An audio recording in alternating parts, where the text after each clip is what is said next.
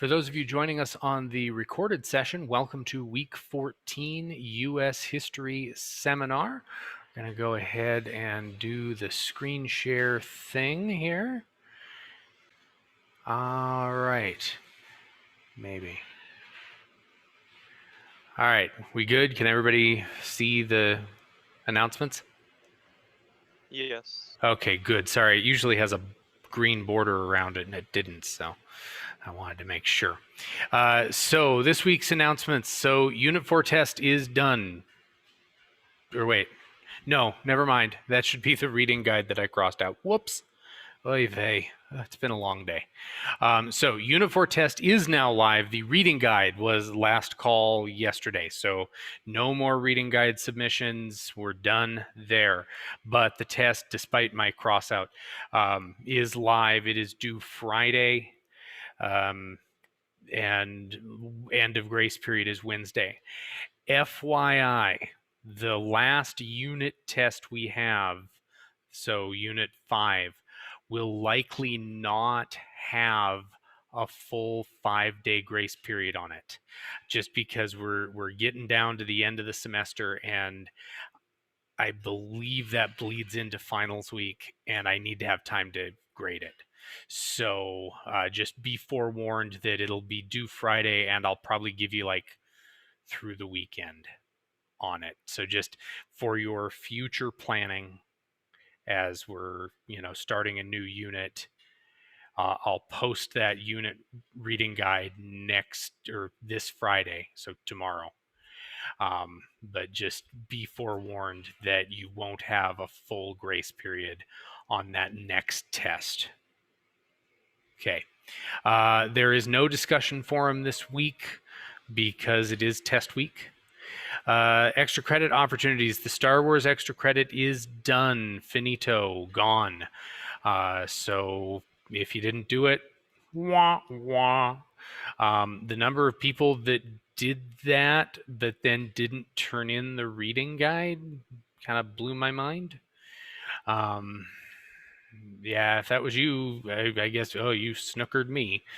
Except you're still minus net total of 60 points. So, yeah. Current event extra credit still open for a little while yet.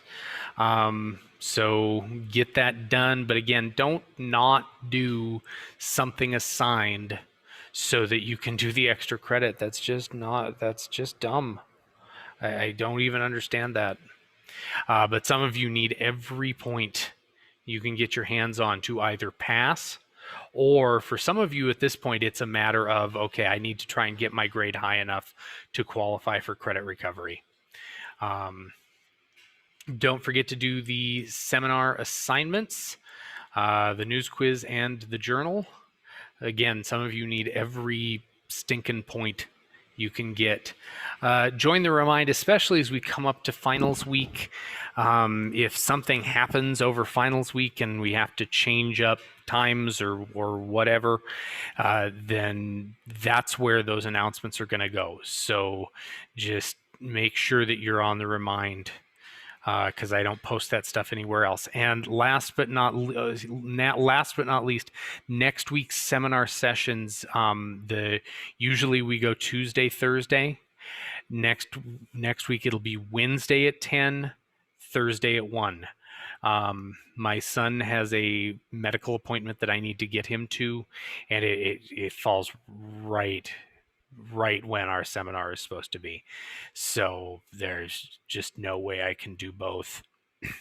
And I'm the one that can take the time. So just be forewarned, next week it's Wednesday at 10, Thursday at 1. Yeah. So I don't know. Hopefully that works out for maybe some of you that do classes on just an even odd day or whatever. Maybe it actually works out this week to help you out with that. So there you go. Any questions on any of that? Do. All right. So we're talking women's rights today in the 1970s, which is actually not part of the unit that we're currently on. So the next unit, because we're right down to the end of the semester, and we're trying to get through stuff. It was originally designed as a 3-chapter unit that I'm condensing to a 2-chapter unit, and unfortunately, that meant losing the chapter that covered women's rights, the American Indian movement, rights for Latinos, etc., which I feel horrible about. And if we had one more week, we'd do that, but we just don't. So I thought we might at least cover uh, kind of a fast and dirty look at the women's rights issues from the 1970s, just so you have that. I am posting, I believe that's chapter 31. I am posting that in the course starting tomorrow with the new unit.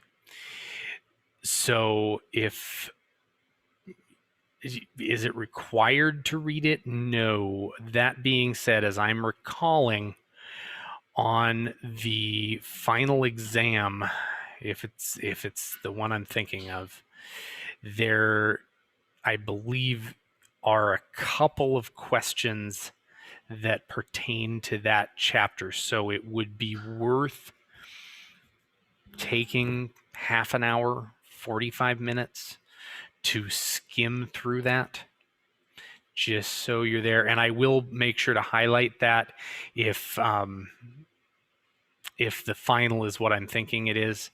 I'll highlight that on the review sheet so that you can go and kind of read up on that if you need to. But that's just, if it were me, I'd spend half an hour just skim through it. And I'm even posting the book designed PowerPoint from that, so you could even just kind of go through that and get the high points. So there you go. All right, so just a little bit of background. So the idea of women in the workforce was not new.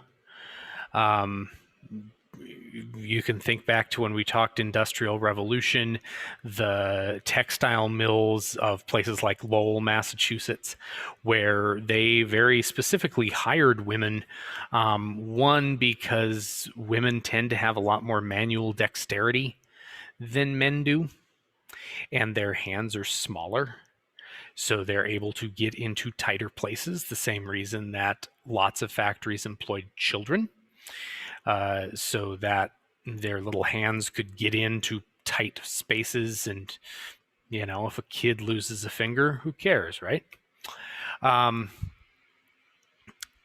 the other reason that they employed women was that women, you did not have to pay them as much. The idea behind that, the justification was, well, men have families to support and women don't, which is complete and utter BS. Okay, for a lot of these female factory workers, they were supporting families, but that was the justification and the sort of conventional wisdom really into the 20th century, into the 70s, 80s. Hell, today women earn still less than men for doing the same jobs. It's gotten better, but we're not exactly at parity, although a lot of that comes down to the fact that women are economically penalized for having kids, because the United States does not have any sort of paid family leave, paid maternity leave policy nationwide.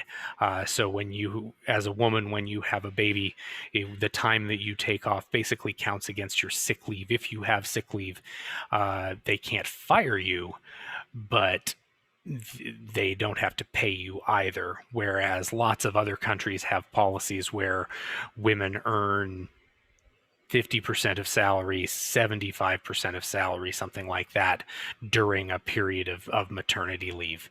Uh, that's just not something that the United States has for whatever reason. Uh, so yeah, women had been working in the workforce, but by the time we get to the 20th century, um, for middle and upper class women, working outside the home was not all that common. Um, Several reasons for this. One was that wages adjusted for inflation and whatnot were a lot higher back in the, after World War II to the mid to late 1970s, even the mid 1980s. Wages were a lot higher. There were a lot more manufacturing type jobs. Unions were a lot stronger, and so wages were higher and benefits were better. And so families could be supported by one salary. Nowadays, I would wager that most of, if you live with both parents, both of those parents are probably working. Yeah, that's the average now, largely because wages have gone down and most families can't make it work on one salary. My family did for a couple of years when we had my son. And I will tell you, it was the most stressful time of my life, and we barely made it. And the only reason my wife didn't work during that time was we did the math, and after we paid for daycare, she would have been bringing home like $100 a month, and it just didn't make any economic sense to do that. But yeah, so for most families, both parents got to work, and so women were working. But in the 20th century, that was not really the case until we get to the 80s, 90s, etc. Incidentally, during World War I and World War II, women had stepped into jobs that were men's jobs. Okay, heavy duty manufacturing, manufacturing of airplanes and tanks and things like that. Women were doing those jobs, but after those conflicts, in both cases, women were expected to zoop back to their traditional role as wives and mothers, or to back to being secretaries, telephone operators, things like that, things that were not men's jobs per se. So that brings us to the 1960s. President Kennedy launched a study of basically what women's lives were like. This was known as the Presidential Commission on the Status of Women. And they discovered two things that, for me, I would file under the heading of, well, duh. But at the time, these were kind of startling. Number one, women were paid far less than men for doing the same job when they were doing the same job. Now, bear in mind that, I mean, if you watch an episode of Mad Men, and you'll see that in a lot of, the business world especially, women were secretaries and typists and things like that, and men were executives. So oftentimes it was not the same job, but very often it was. And women were paid less than men for doing the same job. Again, the idea being men had families to support and women did not, was the idea, which again, total BS. Secondly, that women were seldom promoted to managerial positions. That was almost unheard of, even in areas where women almost dominated the workforce, like teaching. Teaching has been considered a woman's profession for a long time. But the principals and administrators in those days were largely men, even in elementary schools and things like that. You had male principals, male administrators managing all female staffs, or even just majority female staffs. And that was just the way that it was.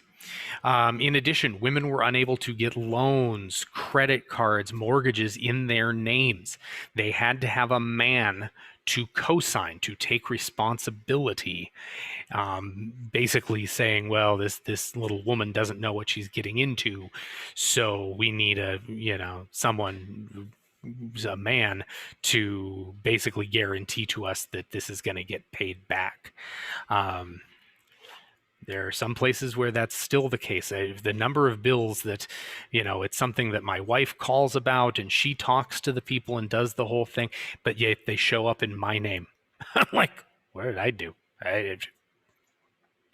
But there are some businesses that are just still very traditional, and comes to me because I'm the man, even though she does all the bills and all that jazz. I'm horrible with money. And then a lot of states had laws that gave women very little right to divorce. Now, a man could divorce a woman, and that was okay, but women had very few avenues to file for divorce. You had to prove that the man was abusive, alcoholic, etc. And divorce was largely frowned upon just in general. But especially if a woman instigated the divorce, whew, that was, like I said, unless the man was abusive and you could prove it. Look at the story of Tina Turner. Tina Turner lost damn near everything in her divorce from Ike Turner, even though he was an awful, awful abusive man. She was left with dang near nothing when it was all said and done, and she had to basically rebuild her career from scratch, which she did with aplomb. But yeah, she was the exception rather than the rule. In addition, women were, by the time we get to the 60s, they were the backbone of a lot of movements, the civil rights movement, the anti-war movement. Women were major players in this. I mean, we think about people like Martin Luther King Jr. and Malcolm X as leaders, but I mean, think about Rosa Parks. Think about the subject of the Brown case that we talked about a couple weeks ago was a little girl. So there were lots of situations where women were at the forefront of these movements, but they still faced tremendous discrimination, not unlike how women were at the forefront of the anti-slavery movement in the 1800s. And they faced massive discrimination. That was one of the things that helped launch the first wave of the women's rights movement in the 1800s, was that women were placed on the sidelines in leadership, even though they were the backbone of the movement. And so a number of women got together and said, okay, we need to be granted the right to vote. This one, women had the right to vote, and it had it since the end of World War I nationwide. States like Montana had even sooner.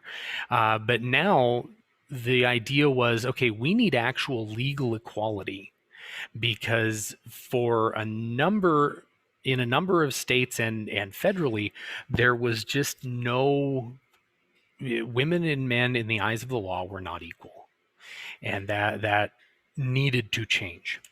And to give you an idea of the discrimination that these women faced, even in the civil rights movement, this is Gwendolyn Zahara Simmons, who was a member of the Student Nonviolent Coordinating Committee and was a project director for Mississippi Freedom Summer. I often had to struggle around issues related to a woman being a project director. We had to fight for the resources, We had to fight to get a good car because the guys would get first dibs on everything, and that wasn't fair. It was a struggle to be taken seriously by the leadership as well as by your male colleagues.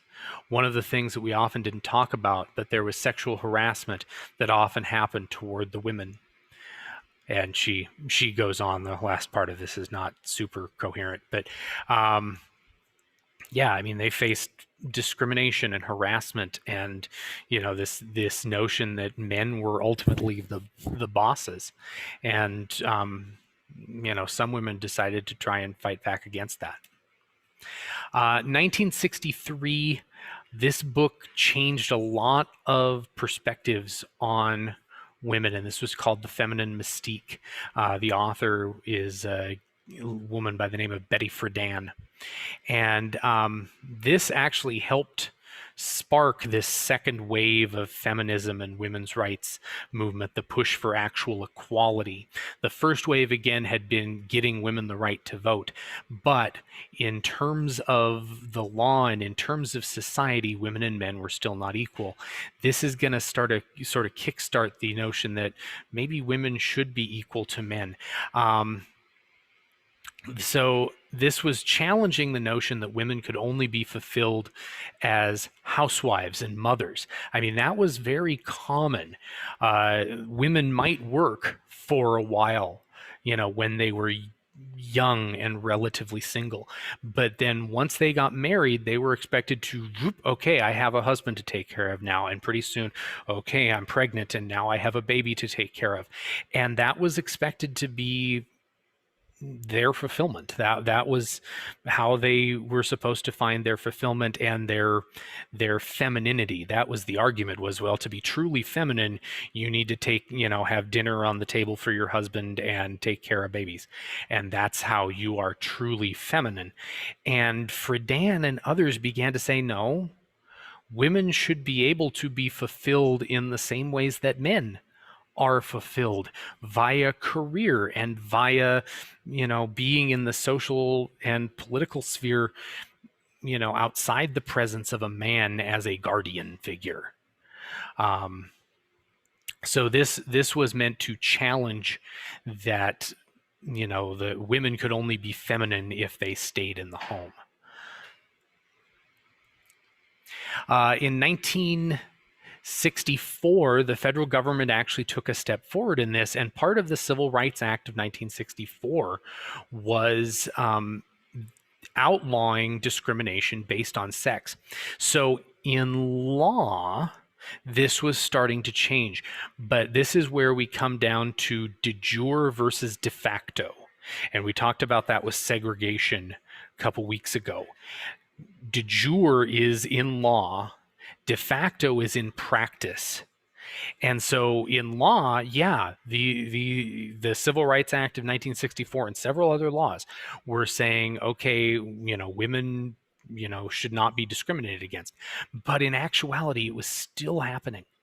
It was still going on. So in practice, de facto, discrimination still existed.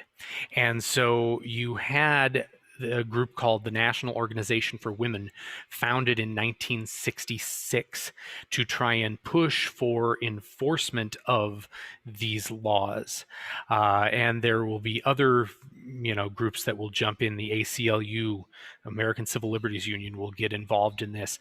One of the people that fights court cases for them in the late 60s, early part of the 1970s, is future Supreme Court Justice Ruth Bader Ginsburg. And if you want to see a really good movie about that, the movie is called On the Basis of Sex and was only recently released. Very, very well done film about what Ruth Bader Ginsburg goes through to start handling these cases and fighting for the rights of women and equality between women and men. But the National Organization for Women was founded in 1966. Long list of founders, even some men were part of the founders of this, but three very prominent ones. Number one, Betty Friedan, the author of The Feminine Mystique, was one of the founders. Congresswoman Shirley Chisholm, who we'll talk about here in a second, and also the daughter of Franklin Roosevelt and Eleanor Roosevelt. Anna Roosevelt Halstead was one of the founders of the National Organization for Women. So very old and prominent political family. And then a woman like Shirley Chisholm, who, again, we'll talk about here in a minute. So one of the things that the National Organization for Women was fighting for, and I'm not trying to start a brouhaha here, okay, was the right for women to decide what to do medically with their own bodies. And one of the most prominent areas where this was an issue was in the right to have an abortion. There were many states where abortion was 100% illegal. You could not get an abortion really under any circumstances. And what this led to was not that women were not getting abortions, it was that women were not getting abortions safely. At best, in those states, there were doctors willing to sort of quietly break the law after hours, but you were still in a medical setting. Um, at worst, women were taking matters into their own hands. One of the reasons why one of the symbols of the pro-choice movement is a wire coat hanger, and usually with a line through it, is that women would take a wire coat hanger and unfurl it and insert it up their to terminate a pregnancy. This is incredibly dangerous and led to infections and deaths and, I mean, all sorts of awful things. But again, the idea here was that these laws didn't necessarily keep women from terminating pregnancies. It kept them from terminating pregnancies safely. So the case that came before the Supreme Court was the case of Roe versus Wade. You've likely heard of this case. It's still controversial to this day, even though at the time it was actually not all that controversial. The Roe decision, when it came down, everybody kind of went, yeah, okay. And what it said was that all states have to allow abortions, that women have the right to get an abortion. Now, the government does not necessarily have to pay for it, yada, yada, yada. But women can have abortions within the first trimester of pregnancy. Again, I'm not trying to start a brouhaha here, but that was really a groundbreaking case saying that women could decide what to do with their body and if they wanted to carry a pregnancy to term. It was also when this kind of started being an issue, birth control methods were not nearly what they are today. There were condoms. They weren't, particularly effective. The pill was not a thing. IUDs were not largely a thing. So, the abortion access to this sort of thing was even more important. It wasn't until later on, it wasn't until several years after this decision that this became a enormous political football. And I mean, to this day, anytime a vacancy occurs on the Supreme Court, the stakes are very high amongst pro-choice groups and pro-life or anti-choice, whatever you want to call them, between those two groups, because it is believed that the right case, if it reaches the Supreme Court could revisit this and basically say, well, no, we don't think that women necessarily have the right to have an abortion at any point. And several states have limited this, and it's very difficult in some states to get abortions. Not impossible, but very, very difficult. So yeah, this is still an issue today and will likely continue to be. But again, it was not all that controversial at the time, but it was later on that more conservative groups kind of decided to say, oh, this is horrible and killing babies and all of this stuff. So anyway, again, not trying to start a brouhaha on this, but yeah, it's an important part of this. So there had been various efforts over the years to pass an amendment to the Constitution guaranteeing equality for men and women. In the 1970s, this effort was called the Equal Rights Amendment, or the ERA. Incidentally, as this was, being debated, it was passed by both houses of Congress in 1972. This was around the same time that Montana was debating and writing a new constitution. The state of Montana wrote this right into their state constitution. So the state constitution of the state of Montana guarantees equality between men and women. Absolutely 100%. Uh, and Montana's constitution is fairly progressive on that front. Um, so in any case, this was passed for the first time by both houses of Congress in 1972 and was sent to the states for ratification. And it got very close. It needed 38 states to have it ratified. 35 passed it. And at that point, some opposition emerged. Prior to this, both political parties were in support of this. Republicans, Democrats, I mean, Richard Nixon was in favor of this. Gerald Ford was in favor of this. Jimmy Carter was in favor of this. I mean, the political spectrum was wide, and all of them were like, yeah, it's probably time for women and men to be legally equal. And then a conservative group led by a woman named Phyllis Schlafly decided that they didn't like this. Schlafly and her followers felt that the ERA would disadvantage housewives. For example, that it would now be more expected for women to work outside the home, and if a woman wanted to be a housewife, she should be able to be a housewife. It would cause women to be drafted into the military, was their argument. And, you know, that's debatable. But at this point, that was not part of practice. In fact, still is not.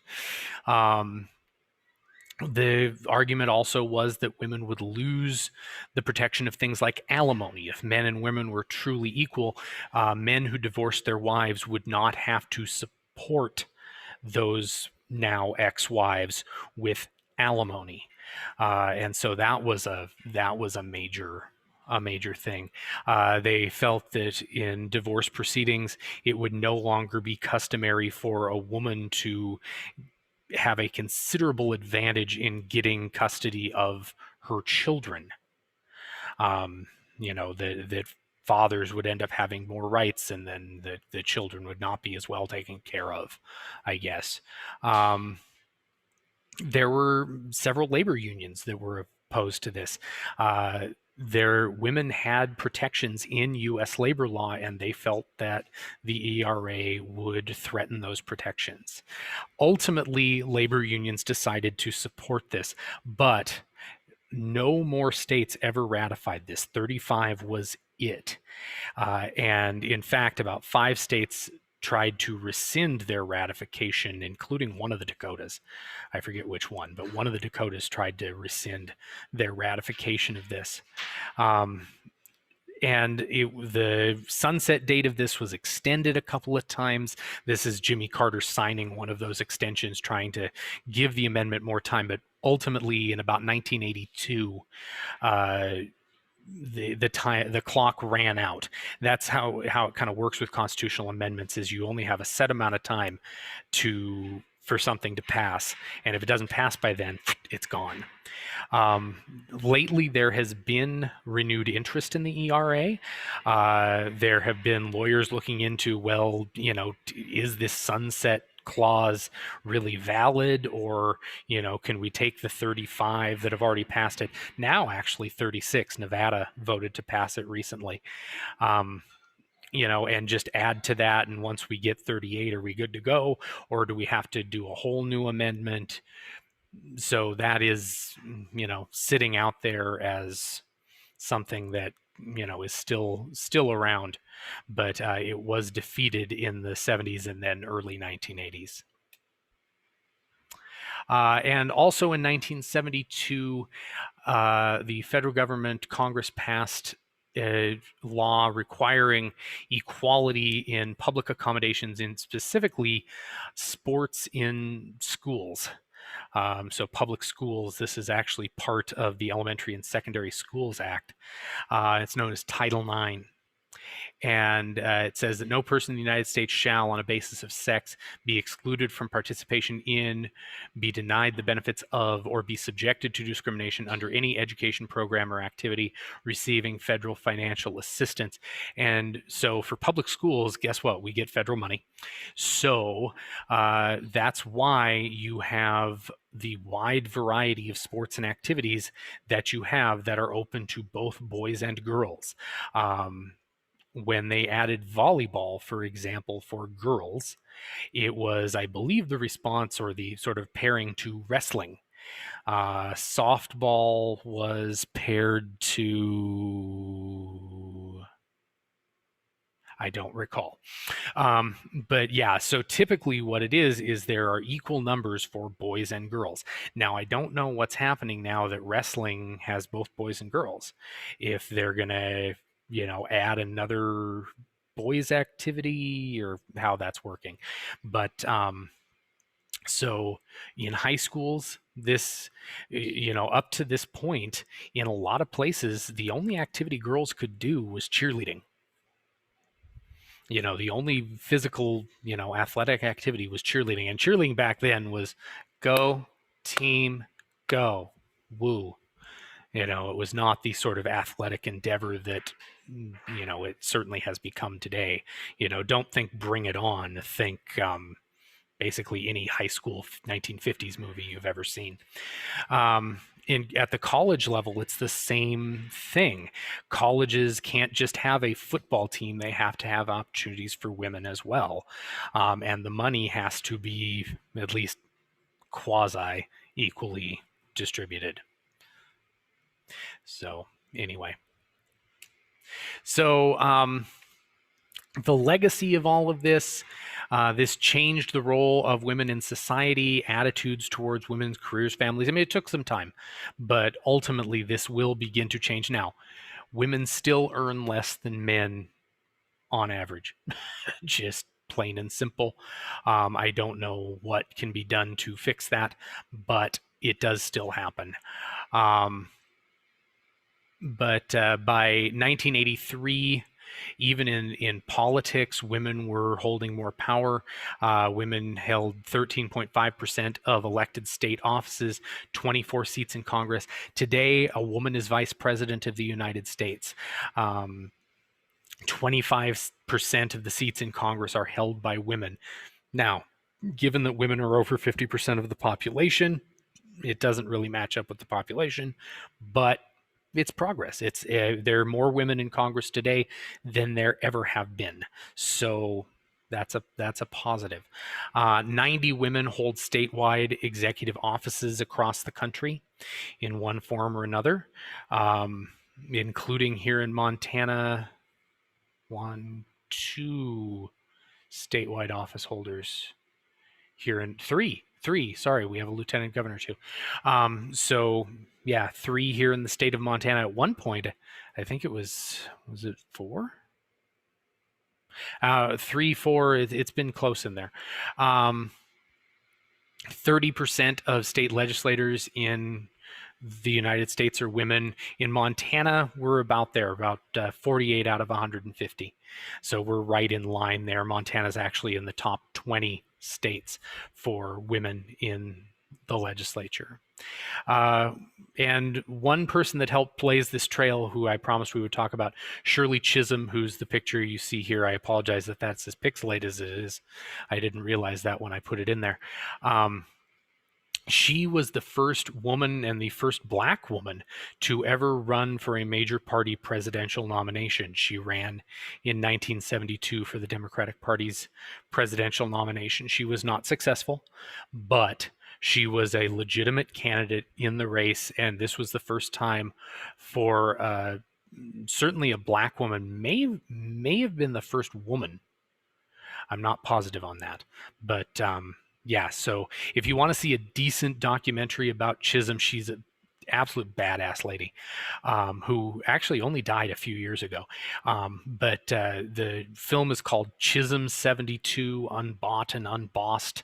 It's a fantastic documentary.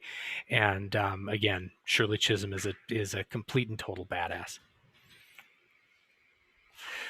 So anyway, your journal topic for this week, I want you to describe the legacy of the women's rights movement. So what impact does it have? And should America pass the ERA, the Equal Rights Amendment, now? Why or why not? Okay, so please put that in the journal assignment. Are there any questions about anything we talked about today? I see nothing in the chat. I am not seeing anybody unmuting themselves. So if there are no questions, be free. If you have something you want to talk to me about, hang out and we'll talk about it.